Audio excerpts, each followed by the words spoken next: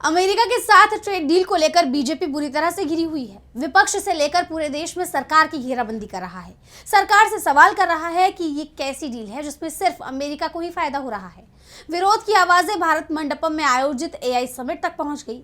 इसके बाद देश भर में कांग्रेस और बीजेपी के बीच टकराव तेज हो गया। देखिए ये रिपोर्ट। संसद से सड़क तक कांग्रेस मोदी सरकार को घेरने में जुटी हुई है। पीएम मोदी को कॉम्प्रोमाइज्ड पीएम बताया जा रहा है, लेकिन बीजेपी तब बौखला गई जब दिल्ली में हुए एआई समिट तक ये विरोध प्रदर्शन पहुंच गया। युवाओं के प्रदर्शन को बीजेपी राष्ट्र विरोधी बता रही है। बीजेपी ने इसके खिलाफ देश भर में कांग्रेस कार्यालयों के सामने विरोध प्रदर्शन भी किया, लेकिन इस दौरान जिस तरह से बीजेपी नेताओं ने कांग्रेस की महिला नेताओं को बेहद आपत्तिजनक इशारे किए, उसे लेकर खुद बीजेपी ही घिर गई है। असम में बीजेपी के प्रदर्शन का वीडियो पोस्ट करते हुए कांग्रेस प्रवक्ता सुप्रिया श्रीनेत ने कहा कि बीजेपी का बेटी बचाओ नारा उनके युवा विंग के सदस्य असम में अश्लील और घटिया इशारों से जोर शोर से प्रचारित कर रहे हैं। इस बीच देश की छवि इमेज ऑफ इंडिया ब्रिगेड पूरी तरह खामोश बैठी है। Pin drop silence. इस मामले पर आपका ध्यान देने के लिए धन्यवाद।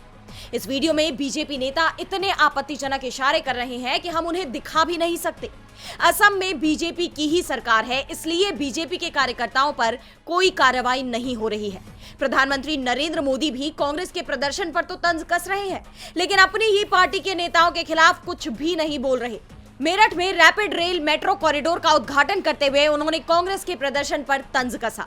पीएम मोदी ने कहा कि अभी भारत में दुनिया का सबसे बड़ा एआई समिट हुआ, लेकिन कांग्रेस और इसके इकोसिस्टम ने भारत के एक वैश्विक आयोजन को अपनी गंदी और नंगी राजनीति का अखाड़ा बना दिया। समारोह स्थल पर विदेशी अतिथियों के सामने कांग्रेस के नेता कपड़े उतार कर पहुंच गए। मैं कांग्रेस वालों से पूछता हूं कि देश तो जानता है कि आप लोग पहले से ही नंगे हो, फिर कपड़े उतारने की जरूरत क्या पड़ी? इससे पहले मन की बात में भी पीएम ने कांग्रेस को घेरने की कोशिश की। पीएम के बयान पर कांग्रेस ने सवाल उठाए। कांग्रेस नेता पवन खेड़ा ने कहा कि हैरानी की बात है कि एआई समिट का केंद्र बिंदु हाईलाइट राष्ट्रीय शर्मिंदगी गलगोटिया यूनिवर्सिटी का प्रधानमंत्री के एकालाप में जिक्र तक नहीं किया गया। न कोई पछतावा, न माफी, न भविष्य में उच्च मानकों का आश्वासन। और शायद समझ में भी आता है, आखिरकार अपनी ही गलती और अक्षमता का ऐलान करना कभी आसान नहीं होता। साफ है बीजेपी बुरी तरह से घिरती दिख रही है, इसलिए खुद पीएम मोदी को कमान संभालनी पड़ रही है। लेकिन अब मामला पूरी तरह से हाथ से निकल चुका है। विपक्ष सरकार पर भारी पड़ रहा है। डीबी लाइव की रिपोर्ट।